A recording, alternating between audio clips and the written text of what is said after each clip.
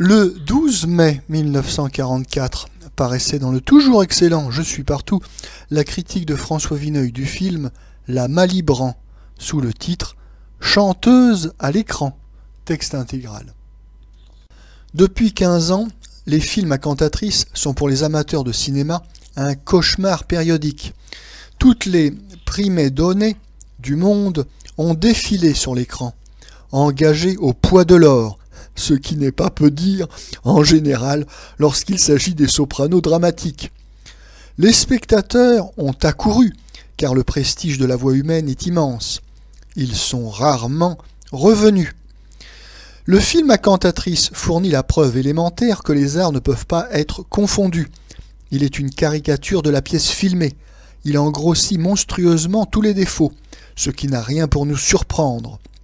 L'opéra, en effet, transporte sur une échelle décuplée les conventions théâtrales. L'artiste lyrique a été éduqué pour paraître dans l'éloignement de la scène. Son rôle est de se sentir porté par la musique, qui inspirera ses gestes et ses attitudes. S'il a en lui, ce qui se voit peu souvent, l'étoffe d'un tragédien ou d'un comédien musical, il saura rendre expressif sa plastique et son jeu. Plus fréquemment, il ne se soucie que de bien lancer son air en le soulignant de quelques mouvements rituels des mains, du torse ou de la tête. À l'audition directe, et si la voix est vraiment belle, elle nous masque le reste. Mais le cinéma descend ténor et soprano de leurs piédestaux. Quand des farceurs veulent représenter le comble du ridicule, ils singent à huis clos les ronds de bras et les coups de glotte d'un grand chanteur. C'est à quoi s'applique le cinéma, mais avec une gravité cocasse. Le changement d'optique détruit l'auréole qui entourait Siegfried, Marguerite ou Dalila. L'écran analyse impitoyablement, à la loupe, toute la gymnastique buccale de l'émission. Il étale ainsi sous nos yeux une espèce de musée Dupuytren, très intéressant peut-être pour les professionnels du contrut, mais d'une précision anatomique bien rebutante pour le profane, et qui éloigne toute idée d'amour, de charme, d'inspiration. Ajoutons, puisque nous parlons des dames, que leurs dons vocaux coïncident rarement avec la prestance, la grâce physique. Si les lumières, les costumes, la perspective de la scène créent aisément l'illusion, la caméra, braquée à bout portant, ne la tolère pas. Grace Moore est à peu près la seule cantatrice d'opéra qui ait supporté sans trop de désavantages l'épreuve, grâce à sa bonhomie, à sa blondeur assez bourgeoise et à un répertoire très facile qu'on peut dégoiser du fond d'un hamac ou assise sur le coin d'une table. Mais on peut se demander ce qui subsiste de l'art lyrique dans ces exhibitions. Enfin, la présence d'une reine du contrut, cela est également vrai pour un roi, oblige le scénariste à brocher une histoire n'ayant d'autre fin que de provoquer toutes les 10 minutes l'éjaculation en gros plan de Pirouli-Rouli, de Sancha Lucia, du grand air de Madame Butterfly, Pouah, ou des bijoux de Faust, selon les ambitions artistiques du film. Comment être neuf ou imprévu dans de telles circonstances? Il existe, paraît-il, 33 situations dramatiques. Il en existe 2 au plus pour des films à cantatrice. La biographie cinématographique de la Malibran permettait cependant certains espoirs. Tous ces historiens, y compris le dernier en date, M. Sacha Guitry, ne manquent jamais de résumer ainsi la vie de cette femme. Née en France, de parents espagnols, découvert à 17 ans par l'Italie, mariée à New York avec un Français, remariée à un Belge, illustre à 25 ans dans le monde entier, morte à 28 d'une chute de cheval en Angleterre. Outre la puissance et la pureté de sa voix, la splendide technique qu'elle tenait de son père, le fameux Garcia, elle disait les vers et la prose aussi bien que Mademoiselle Mars. Elle dansait, peignait, composait, écrivait des poèmes. En 10 ans, elle vécut 2 longues existences. Amoureuse magnifique, voyageuse infatigable, sportive intrépide, courant 15 lieues à cheval en habit d'homme, se jetant au débeauté dans la mer et sortant des flots pour aller, un quart d'heure plus tard, sur une scène italienne, devenir la plus solennelle prêtresse, la plus exquise soubrette. Femme, elle a certainement connu toutes les joies et toutes les peines.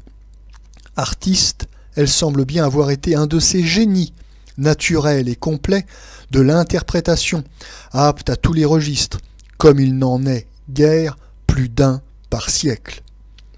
Elle posséda tous les charmes et toutes les flammes du romantisme, dont elle fut une des grandes étoiles, et dépassa, en même temps, toutes les conventions du romantisme théâtral et littéraire.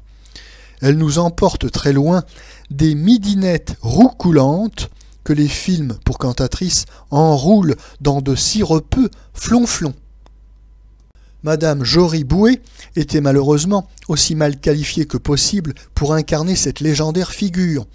Nous compulsons tous les témoignages contemporains sur la Malibran. À travers les vieilles pages, nous subissons encore le sortilège de cette chaleur, de cette sensualité, cette vitalité, cette verve qui firent délirer l'Europe entière. Nous fermons le livre, nous entrons au cinéma. Et voilà que s'avance une toute petite personne, plate, anguleuse, à la figure en lame de couteau, qui est l'incarnation même de la sécheresse. Le chant français d'aujourd'hui compte plusieurs rossignols. Mais ce sont des rossignols mécaniques. Ce que l'on a déjà pu dire à ce propos sur mademoiselle Lily Pons, sur madame Jeannine Michaud, est plus encore vrai pour madame Géorgie Boué. Je ne l'ai pas encore entendue à la scène. Autant qu'on en peut juger au cinéma, où tant de trucages sont possibles, elle semble avoir une fort jolie voix, aisée, svelte, bien conduite. Mais qu'elle chante la Norma, Othello, celui de Rossini, le Barbier, les Noces, un air de gondolier ou qu'elle improvise une romance pour son bien-aimé, c'est le même exercice qu'elle dévide, comme si on avait remonté dans son dos une manivelle et introduit dans son larynx un rouleau perforé. Lorsque l'interprète sait s'enivrer de ses roulades, de ses trilles, de ses cocottes, le bel canto rayonne de poésie. Il devient une forme du lyrisme dionysiaque des terres ensoleillées. C'est la plus horrible chose du monde lorsqu'il est produit par une poupée de bois. Pour mon compte, je n'arrive plus à supporter au théâtre ces offenses à la musique. On jugera de mon plaisir quand je les retrouve au cinéma, qui les décuple. Je ne sais rien qui me lève davantage la peau, quand, par surcroît, l'automate vocal est dépourvu de tout agrément physique, la fête est complète. Lorsque madame Jory Boué ferme la bouche, c'est pour minauder avec la plus maladroite affaîtrie. Mais la Malibran elle-même fut-elle redescendue de son empyrée, qu'elle n'aurait rien pu pour sauver le film de M. Sacha Guitry. L'auteur de Nono n'a jamais été vraiment chez lui au cinéma, mais cette fois, il y est pis que dépaysé. Prenez l'antithèse de toutes les qualités que l'on reconnaît justement au Guitry du théâtre, et que j'ai souvent moi-même applaudi. Vous avez le consternant auteur de la consternante Malibran. Qui dit Guitry dit esprit, légèreté, faconde, adresse. La biographie de la Malibran décourage l'analyse par sa puérilité, sa lourdeur. Entre 100 façons qu'il y avait de raconter son histoire, M. Guitry a opté pour la plus plate, la plus dépourvue d'intérêt dramatique. Au premier maître, la Malibran vient de mourir. Un monsieur, armé d'un carnet de reporter, entre chez une de ses intimes et se fait narrer la carrière de la divine. Nous assistons alors à une série de petits tableaux vivants, tels qu'on devait les concevoir au temps de Balzac, pour les distributions de prix dans les internats de Bretagne ou d'Auvergne. La vie de la Malibran offrait une matière d'un pittoresque inépuisable. New York en 1826, Paris en 1830, le délicieux âge d'or de l'opéra italien, avec ses maestros ambulants, brochant en 15 jours toute une partition sur une table d'auberge, les cabales forcenées, les plagiats, les derniers castrats, vieillis, déchus de leur empire, assistant à l'ascension des cantatrices, les librettistes crottés, les figurants représentant les légionnaires romains en pantalons nankin à raies framboises, et, dans ces décors forains, la venue au monde des airs les plus charmants de Rossini et Bellini. Au milieu de ce brouhaha, de ces mélodies, la destinée la plus émouvante par son éclat et sa brièveté. Quel scénario! Monsieur Sacha Guitry n'en a rien vu, rien entendu. Il enferme quelques redingotes entre une demi-douzaine de portants interchangeables. Les dialogues qui s'y tiennent sont insipides. La plus pathétique existence est réduite à une nomenclature. La Malibran est née à Paris en 1808. Elle était fille du chanteur Garcia, qui se chargea de son éducation musicale. C'est un article du Larousse illustré par des vues de lanternes magiques. On sait encore que M. Guitry est un grand collectionneur. Les bibelots, les reliques, les tableaux surtout, qui lui appartiennent, constituent un musée merveilleux. Mais l'auteur de la Malibran laisse sa vedette se déguiser chez on ne sait quelle couseuse à la journée, venue d'on ne sait quelle bourgade perdue. Il permet à Madame Suzy Prime de jouer une comtesse du Faubourg Saint-Germain avec l'air chassieux et la tignasse d'une vieille pierreuse de Barrière. Pour les textes, les costumes, les décors, la plupart des détails de l'ouvrage sont à peu près de ce goût. Je n'explique pas, je constate. Tout ce que nous pouvons admirer, ce sont les relations de M. Sacha Guitry.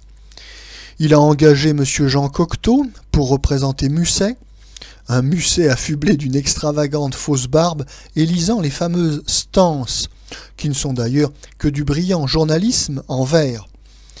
Il a pu convoquer M. Debucourt, Mme Fusier-Gire, M. Marcel Lévesque, pour leur faire tenir des emplois de figurants. Les deux meilleurs interprètes sont Mme Mona Goya, vivante et intelligente, comme dans tout ce qu'elle fait, et M. Marlot Podesta, un Garcia très nature. Ils composent au début un amusant ménage d'artistes, mais on ne les revoit presque plus. M. Sacha Guitry s'est réservé le rôle du sieur Malibran, banquier véreux qui a rêvé de se faire entretenir par sa femme. Comme il le joue dans son ton le plus pontifiant, le personnage perd tout caractère. Enfin, si l'enregistrement sonore est assez bon, grâce, j'imagine, aux soins de Louis Betz, la photographie est détestable, ridicule même. M. Sacha Guitry n'a pas de chance avec les sujets d'art. En 6 mois, la sculpture et la musique viennent de lui inspirer 2 des spectacles les plus ennuyeux et les plus poncifs que l'on ait vus depuis longtemps sur des écrans français. Cet article devait être complété par quelques lignes publiées dans Je suis partout le 17 juin 1944. Post-scriptum. Madame Jory Boué, vedette du film La Malibran, peut se féliciter des admirateurs qu'elle possède. Leur fanatisme se manifeste dans mon courrier récent avec une vigueur que les plus sensationnels événements n'entament pas. Je rappellerai à ces ardents correspondants une simple précision qui semble leur échapper. Je n'ai point parlé de Madame Jory Boué telle qu'elle apparaît sur les planches des théâtres lyriques, mais telle que je l'ai vue, et je ne la connais pas autrement, dans une création cinématographique très médiocre, et qui me semble d'autant moins défendable que l'on professe pour les exploits vocaux de cette cantatrice un enthousiasme plus vif.